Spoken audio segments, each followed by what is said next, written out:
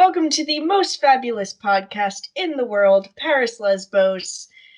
A very, very weird podcast, all because I fell down a rabbit hole at the age of 17 and have never come out of there. But I did only just find the rabbits down this rabbit hole. I still don't know why they're dyed pink. You laugh, but I still don't know why they're dyed pink. Okay, are these actual rabbits or are they like you just made this up? Like I'm wondering, is this a Paris Lesbos thing? Did some vintage lesbian have pink rabbits? Yes. Which Yes, one? this was Emmeline de Lenson. Really? One of the three grand tois of courtesans at the end of La Belle Epoque, lover of Renee Vivian and so forth.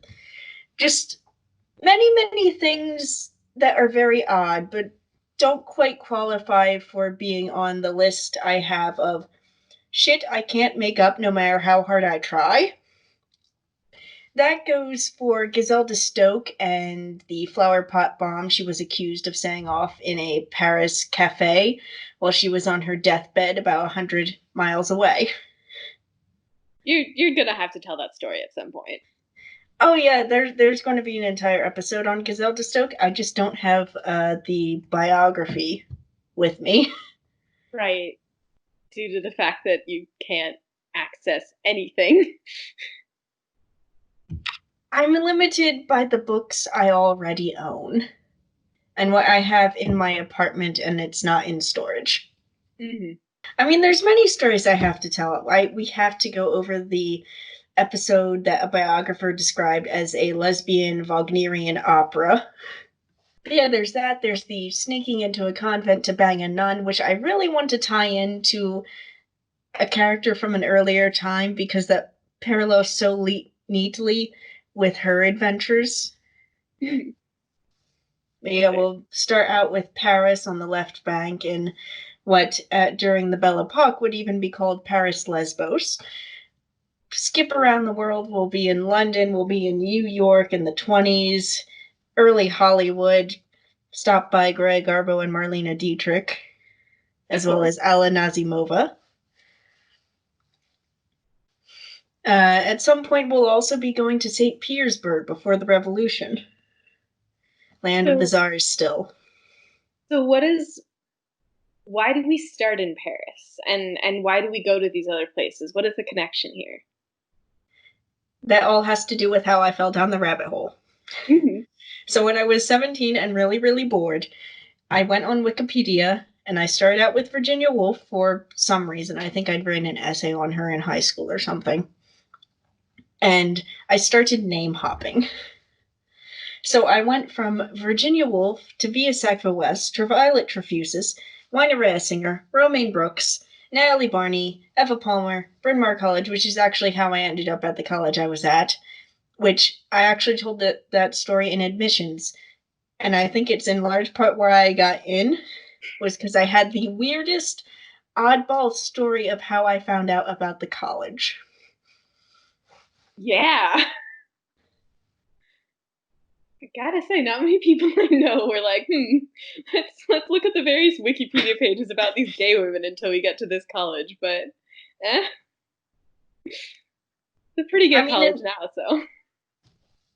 In my defense, I didn't just look at this and decide this was where I was going. It just ended up being where I went. Mm-hmm. Fate. Yeah, kind of fate, because I also read a lot of Edith Hamilton, and then we get into finding out about H.D. and Martha Gellhorn and Katharine Hepburn. Oh, so this is kind of tangential, but can I tell the story about H.D. and Havelock Ellis at some point? Yes. Yes, great. Because we're going to have an episode on H.D. Wonderful. Anyway, go on. But yeah, it's because of this name hopping. We start out in Paris because Natalie Barney herself is basically just a hub. Mm-hmm. She knew so many people, slept with so many women. Somewhat she had this... What? Some biblically.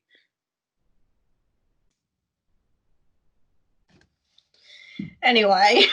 actually very many biblically, as far as I know. Yes, but also had this fabulous salon that people went to from all over, all these different countries, and at the time, Paris might as well have been a mecca for the artistically involved, but also the not quite straight. Which there's a large overlap there. Like even today, I can see the Venn diagram, and it is, you Yeah. know. I mean, that's how we also end up going to places like Baghdad and hearing about some princess who had a drug habit and kept a harem of women.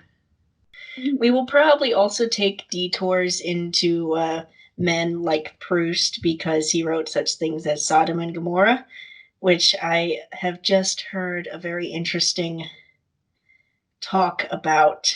Because the thing is, he initially wanted to meet Natalie Barney, who was a very frank woman about all things to do with sex and sexuality.